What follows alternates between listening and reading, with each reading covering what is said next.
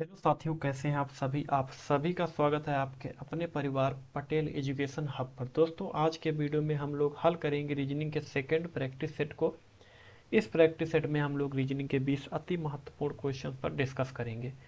दोस्तों, आप चाहें किसी भी कॉम्पिटेटिव एग्जाम जैसे कि UP police constable, SSC GD, CRPF tradesman या किसी अन्य कॉम्पिटेटिव एग्जाम की तैयारी कर रहे हैं, हर एक एग्जाम की दृष्टि से ये आपका जो सेशन रहने वाला है बहुत ही महत्वपूर्ण होगा।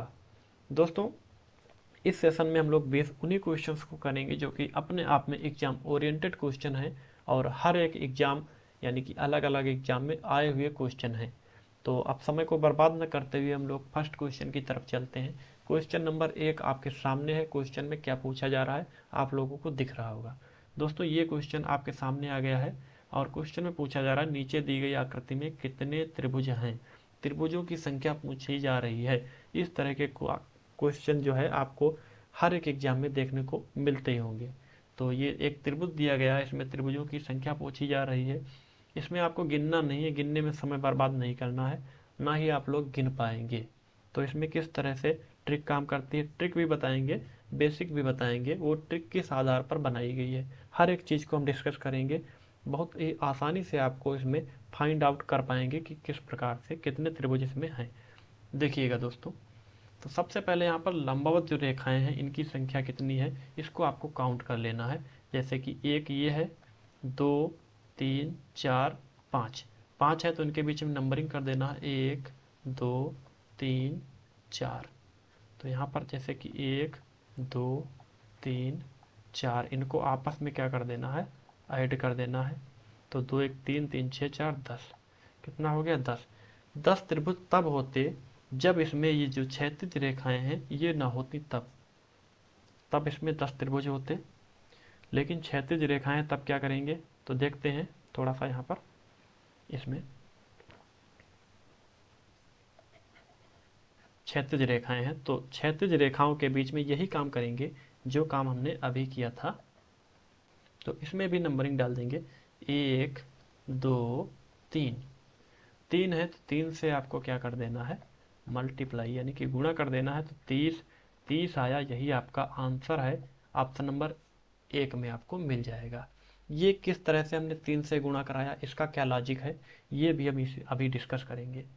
तो देखिएगा थोड़ा सा यहाँ पर। यहाँ तक हमने ज्ञात कर लिया था कि इसमें त्रिभुज कितने हैं, 10 त्रिभुज हैं जब ये रेखाएं ना होती तब। अगर पूरे में आपको 10 त्रिभुज मिले हैं तो यहाँ से अगर हम इस पार्ट को हटा दें जो ये रेखा पड़ी है, तब भी इस पर कोई अंतर नहीं आएगा। तब भी इसमें कितने त्रिभुज होंगे, 10 होंगे। अगर यहाँ पर फिर एक, दो, तीन, चार करेंगे, आपस में ऐड करेंगे, फिर 10 ही आएगा। उसके बाद में यहाँ पर अगर यही काम करेंगे तो 10 आएगा। कहने का मतलब यहाँ से आपको 10 मिलेंगे, यहाँ से 10 मिलेंगे, यहाँ से 10 मिलेंगे, तो आप टोटल कितने हो जाएंगे, 30 हो जाएंगे। तो डायरेक्ट हम इसको यहाँ पर गिन लेते हैं, एक, दो, तीन, तीन से मल्टीप्लाई करा देते हैं, समय हमारा बच जाता है। इस हिसाब से हम लोग काउंट कर लेते हैं। अब चलते हैं अगले क्वेश्चन की तरफ। उम्मीद है क्वेश्चन आपको बहुत ही अच्छे से समझ में आ गया होगा। अगला क्वेश्चन देखिए क्या कह रहा है। ये जो है, हाँ, ये क्वेश्चन नंबर 2 ये आपके सामने है, देखिएगा। इसमें आपको प्रश्नवाचक चिन्ह की जगह भरना है, क्या आएगा देखिएगा। इस तरह के क्वेश्चन आपको खूब जो है एग्जाम में फंसाते हैं, समय भी बर्बाद होता है इन्हीं क्वेश्चन में। ये क्वेश्चन आप तब तक अच्छे से नहीं कर पाएंगे जब तक आपकी प्रैक्टिस अच्छी नहीं होगी। इसीलिए आप लोग ढेर सारे प्रैक्टिस सेट हल करिएगा, किताब से भी प्रैक्टिस सेट हल करिएगा, यूट्यूब पर भी करिएगा। तो आपको आइडिया लगेगा क्वेश्चन में क्या क्या चीज़ें दी जाती हैं, किस किस तरह से लॉजिक बनाए जाते हैं क्वेश्चन में। जितना ज़्यादा प्रैक्टिस करेंगे उतना ही ज़्यादा आपको ये स्ट्रांग होगा ये चैप्टर। तो देखिएगा क्या हुआ है इसमें, 5, 2, 4, 3 ये है।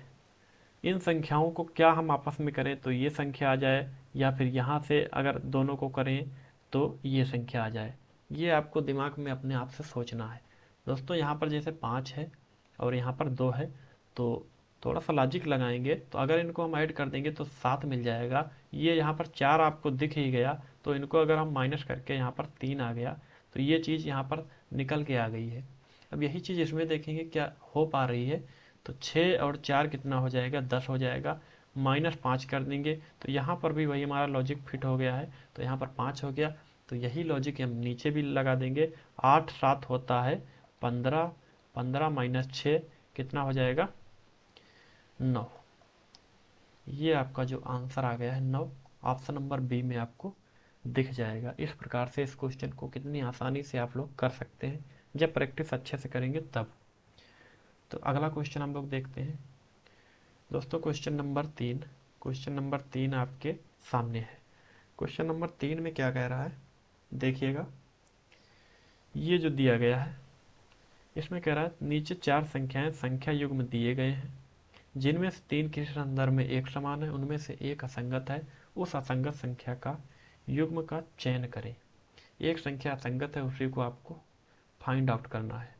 देखिएगा 7 से 294 कैसे बनाया गया, 6 से 180 कैसे बनाया गया, 4 से 52 कैसे बनाया गया, 5 से 100 कैसे बनाया गया, ये आपको सोचना है। तो यहाँ पर सबसे पहले अगर हम लोग देखेंगे 7 का स्क्वायर कर देंगे इंटू 7 -1, यानी कि 6 से अगर हम गुणा कर देंगे तो क्या आ जाएगा, 7 7 49 इंटू 6, यानी कि अगर हम मल्टीप्लाई इनकी करवा देंगे तो 6 नाम 54 और 6 चौक 24, 24 5 29, ये हमको प्राप्त हो गया। यही लॉजिक इसमें भी हम लगा के देखेंगे तो इसमें हो पा रहा कि नहीं। तो 6 का स्क्वायर करेंगे दोस्तों इंटू 6 -1 यानी कि 5, 6 छरंग 36 इंटू 5 यानी कि 6 पंचे 30, 6 तियाँ 18, 5 तिहाई 15, 3 18, ये 180 यहाँ पर आ गया। और यही इसमें भी करेंगे तो 4 का स्क्वायर इंटू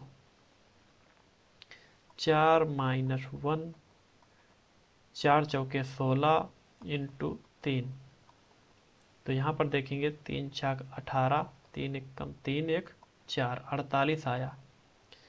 इसमें भी हम देख लेंगे एक बार। तो 5 का स्क्वायर इंटू 5 -1 बराबर 4, डायरेक्ट हम कर देंगे 5 पचम 25 इंटू 4 बराबर 100, इसमें 100 आ गया। इसमें भी हमको मिल गया, इसमें भी मिल गया, इसमें भी मिल गया, लेकिन इसमें नहीं मिला, इसमें 48 आया था जबकि यहाँ पर 52 है। तो यही असंगत है, इसी को आराम से टिक कर देंगे। ये आपका क्वेश्चन कंप्लीट हो चुका है। अब अगले क्वेश्चन की तरफ देखते हैं। ये क्वेश्चन आपके सामने है। अगला क्वेश्चन देखिएगा। क्वेश्चन क्या कह रहा है, बहुत ही अच्छा क्वेश्चन है। एसएससी CHSL 9 अगस्त के जो है 2021 में आया हुआ क्वेश्चन है। क्वेश्चन देखिएगा, रोहित की आयु उसके बेटे ऋषभ की आयु से 3 गुनी है। क्या कह रहा है, रोहित की आयु उसके बेटे ऋषभ की आयु से 3 गुनी है। तो सबसे पहले उसके बेटे की आयु, यानी कि बेटे की आयु हम लोग लिख लेंगे x। बेटे की आयु कितनी है, x वर्ष अगर मान लेंगे तो यहाँ से रोहित की आयु भी निकल आएगी। रोहित की आयु उसके बेटे की आयु से 3 गुनी है। तो रोहित की अगर आयु की हम बात करेंगे, रोहित की आयु तो वो हो जाएगी 3x वर्ष। कितनी हो जाएगी, 3x वर्ष। अब आगे देखते हैं क्वेश्चन में क्या कह रहा है। क्वेश्चन में कह रहा है 5 साल पहले उसकी आयु ऋषभ की आयु से 4 गुनी थी। ऋषभ उसका लड़का है, ऋषभ 5 साल पहले कह रहा है। तो 5 वर्ष पहले, 5 वर्ष पहले रोहित की आयु कितनी रही होगी। अगर अभी 3 वर्ष है तो दोस्तों 5 साल पहले 3x - 5 हो जाएगा, यही हो जाएगा ना, 3x - 5। और 5 साल पहले उसके जो लड़का है ऋषभ की आयु, यानी कि ये रोहित की आयु है, ऋषभ की आयु की बात करें तो उसकी आयु थी x वर्ष। तो उसकी आयु कितनी हो जाएगी, x - 5। इतना हमने देख लिया। ये 5 साल पहले की आयु है, ये जो है मौजूदा समय की आयु है। अब आगे क्या क्वेश्चन में कह रहा है, क्वेश्चन में कह रहा है उसकी आयु 5 साल पहले उसकी आयु ऋषभ की आयु की 4 गुनी थी। उसकी आयु किसकी? रोहित की आयु। रोहित की आयु अभी कितनी है? 3x-5। ऋषभ की आयु की कितनी थी? इसमें दिखा रहा है 4 गुनी थी। तो ऋषभ की आयु x-5 है, यहाँ पर देखेंगे तो x-5 कितना गुना थी? 4 गुना थी। तो 4 से आराम से हम लोग यहाँ पर मल्टीप्लाई करवा देंगे, इसको आराम से हल कर लेंगे। 3x-5 बराबर 4x की गुणा 4x माइनस 5 चौके 20। x वाले पद एक तरफ, तो यहाँ पर जो 4x है ये हो जाएगा माइनस का 4x, प्लस का 4x है, इधर लाएंगे पक्षांतर करेंगे तो यहाँ पर ये माइनस का 20 है, ये माइनस का 5 है तो प्लस का 5 हो जाएगा। तो यहाँ पर माइनस का x अगर हम माइनस करेंगे और यहाँ पर ये माइनस का 20 है तो माइनस का हो जाएगा 15, plus minus plus plus, sorry minus plus minus होता है, तो माइनस माइनस यहाँ से कैंसिल कर देंगे। x की वैल्यू कितनी आ गई? 15। x की वैल्यू आ गई। अब हमको कहीं पर दिक्कत होने वाली ही नहीं है, चाहे ऋषभ के बेटे की आयु पूछे तो 15 वर्ष हो जाएगी, अगर रोहित की आयु उसके बाप की आयु पूछ रहा है तो 3x थी, तो x की वैल्यू यहाँ पर रख देंगे। x की वैल्यू कितनी है? 15 है, तो यहाँ पर 45 जो है 45 वर्ष उसकी आयु आ जाएगी। ऑप्शन नंबर आपका इसमें ये सी वाला सही है, 45 ईयर्स। देखते हैं अगले क्वेश्चन की तरफ। अगला क्वेश्चन आपका क्या कह रहा है, देखिएगा क्वेश्चन आपके सामने है। इस क्वेश्चन को किस प्रकार से हल करेंगे? 49, 169, 484, 81, 144, 625। संख्याएं देखने से आपको कुछ न कुछ लगा होगा कि किस तरह की संख्याएं हैं। ये संख्याएं जो है पूर्ण वर्ग टाइप की दिख रही हैं, तो इसको हम देख लेंगे कि किसकी वर्ग है। तो ये जो 49 है ये 7 का, ये 81 है ये 9 की है, तो 9 7 16। बहुत ही आराम से इसको देख सकते हैं। 9 7 कितना हो जाएगा? 16, जो कि आपको यहाँ पर दिख रहा है। 169 जो है ये 13 का होता है वर्ग। 144 होता है 12 का, 13 12 ये भी 25 यहाँ पर निकल आया। अब देखेंगे 484 किसका होता है? 484 जो ये 22 का होता है। 625 आप लोग देखेंगे तो ये 25 का होता है, तो इनको प्लस करेंगे तो ये यहाँ से 7, यहाँ से 4, 47 हो गया। ऑप्शन नंबर बी में आपको मिल गया कितना? 47। इस तरह से दोस्तों मैं फिर एक बार आपको रिपीट कर रहा हूँ, इस तरह के क्वेश्चन आप जितना भी प्रैक्टिस करेंगे तभी आपको जो है ये चैप्टर मजबूत होगा। बगैर प्रैक्टिस के कुछ भी नहीं होने वाला है, तो जितना आप प्रैक्टिस कर पाएँ इस टाइप के क्वेश्चंस की प्रैक्टिस करें।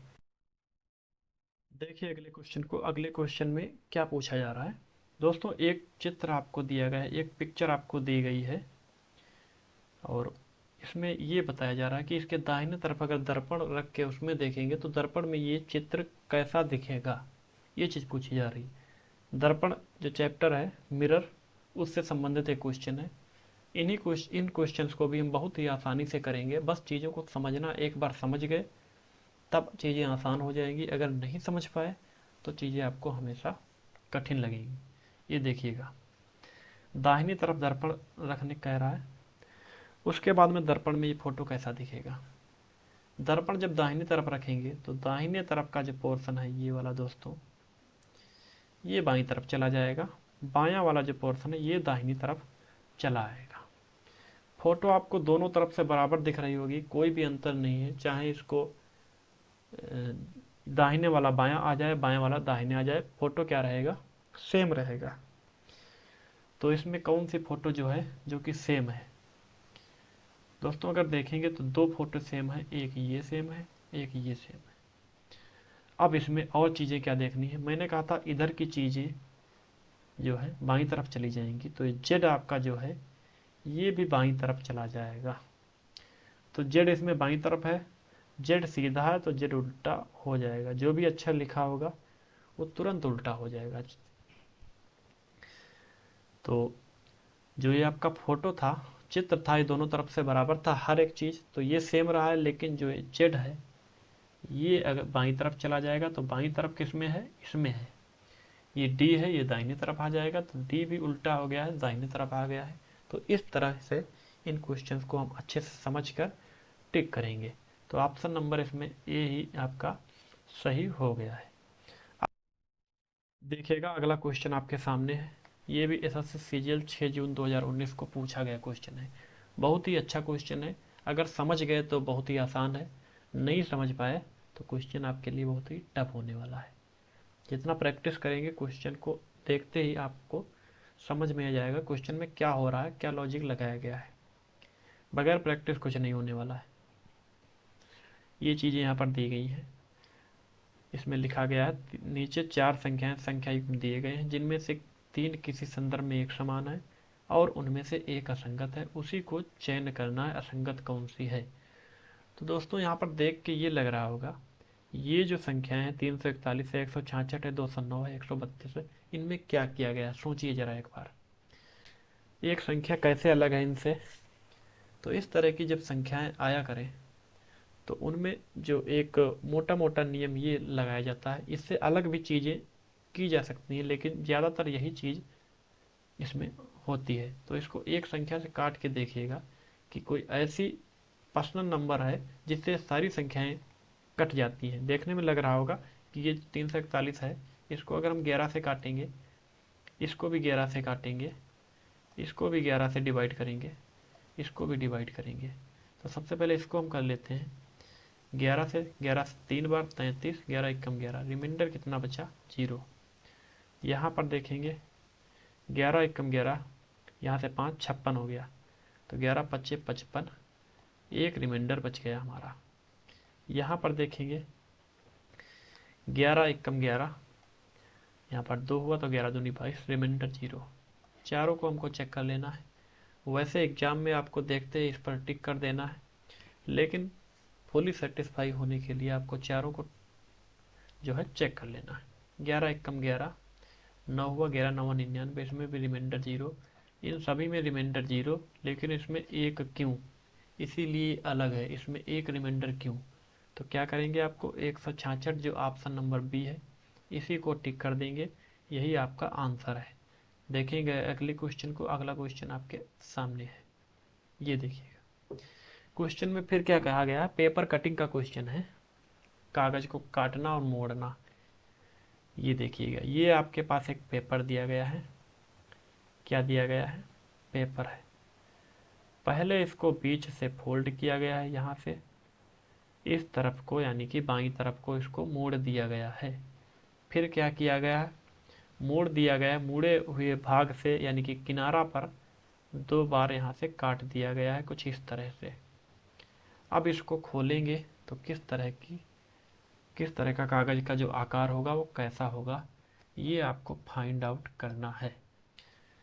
तो आप इसमें जो है कॉमन सेंस वाली बात है, ये जब इसको हम खोलेंगे यहाँ पर तो ये जो यहाँ पर हो जाएगा, दोनों की जो ये यहाँ पर कट चुका है तो कुछ इस तरह से ये हो जाएगा।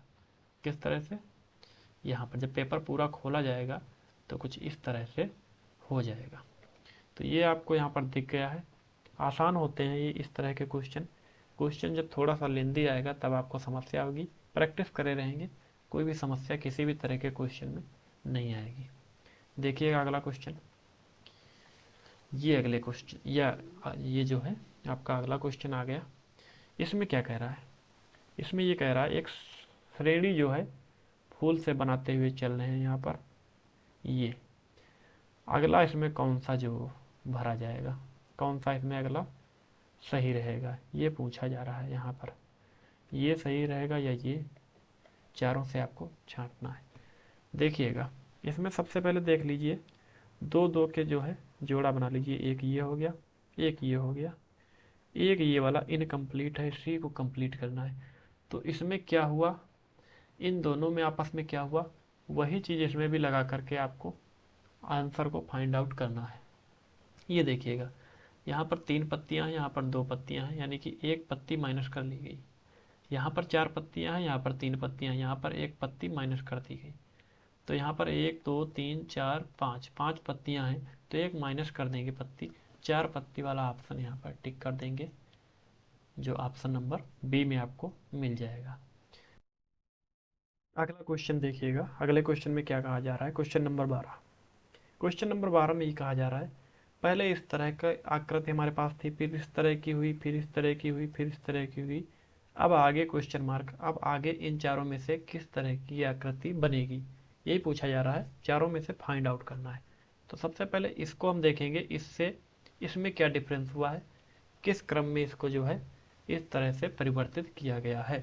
तो देखेंगे, सबसे पहले ऐड द रेड है, फिर यहाँ पर ये है, तो ये चीज़ें यहाँ पर जो है इधर आ गई हैं। इसमें क्या कहाँ थी, नीचे।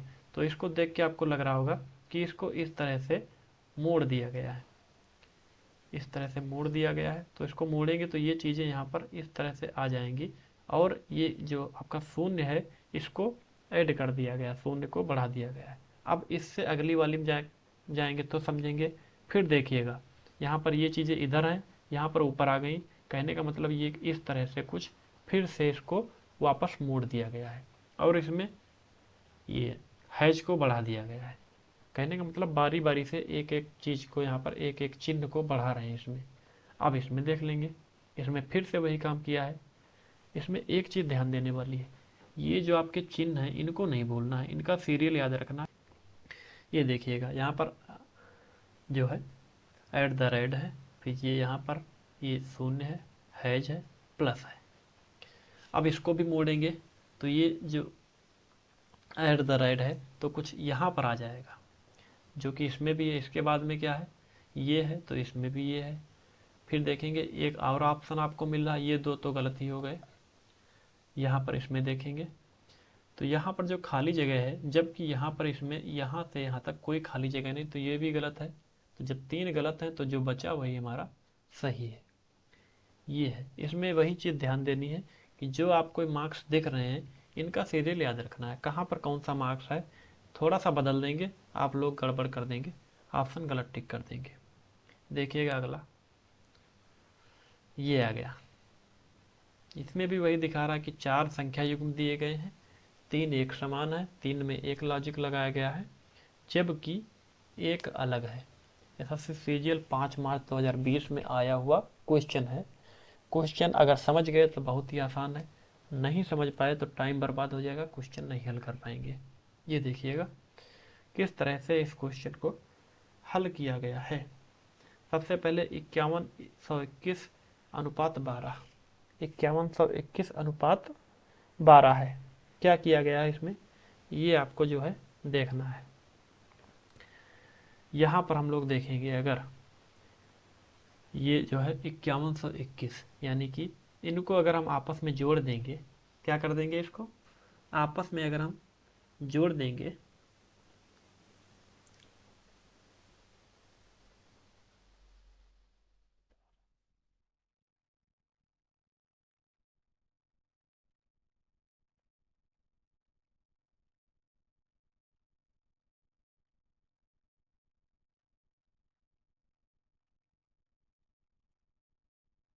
यहाँ पर हम लोग देखेंगे इसको, अगर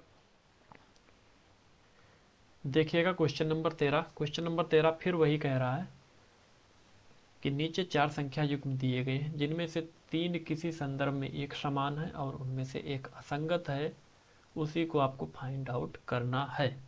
किस तरह से करेंगे, देखिएगा यहाँ पर जो ये बड़ी संख्याएं हैं, तो इस तरह का अगर सवाल दिखे तो सबसे पहले आपको इनको ऐड कर लेना है। ये कोई ज़रूरी नहीं कि ऐड करके ही आगे वाली संख्या मिल जाएगी, लेकिन ज़्यादातर जो है संभावना बनी रहती है कि यही लॉजिक लगाया गया है। यहाँ तक बात क्लियर हुई। तो ऐड करके देखेंगे तो 5 + 1 6 + 2 8 1 9, नहीं मिला। अभी आगे करेंगे, क्या पता अगली संख्या में मिल जाए, यही आपका आंसर हो। तो अगली संख्या में तो 8 + 1 9 + 0 0 + 1 10, तो यहाँ पर ये सही हो गया जो हमने कहा था। यहाँ पर देंगे 7 4 11, 11 5 16, 16 6 22, ये भी सही हो गया। यहाँ पर देखेंगे 4 2 6 9 6 15, ये भी सही हो गया। लेकिन यहाँ पर ये नहीं लगा था, तो हमारे हिसाब से क्या कहेंगे, यही आपका आंसर है, इसी को टिक कर देंगे। ये भी क्वेश्चन आपका कंप्लीट हो गया। बहुत ही आसानी से आप लोग क्वेश्चंस को कर पा रहे होंगे। और ये देखिएगा अगला क्वेश्चन, ये क्वेश्चन आपके सामने आ गया। एक क्वेश्चन आखिरी वाला, लास्ट वाला क्वेश्चन हम लोग छोड़ देंगे, उसको आप लोगों को सॉल्व करके कमेंट बॉक्स में उसका उत्तर देना है कि क्या उत्तर आया। ये देखिएगा, इसमें जो है किस तरह से इन संख्याओं को रखा गया बॉक्स में, तो यहाँ पर कौन सी संख्या भरी जाएगी ये आपको बताना है। देखिएगा, ए है यहाँ पर बी है। साफ साफ दिख रहा है कि यहाँ तक जाने के लिए +1 किया गया है। ए की जो प्लेस वैल्यू है वो 1 है, बी की 2 है, तो 1 से 2 में जाने के लिए 1 जोड़ा गया है। फिर बी से सी में गया तो फिर 1 जोड़ा गया, फिर क्या किया गया, 1 जोड़ा गया। अब पहले वाली संख्या की बात हो गई, अब दूसरे वाले की बात करेंगे।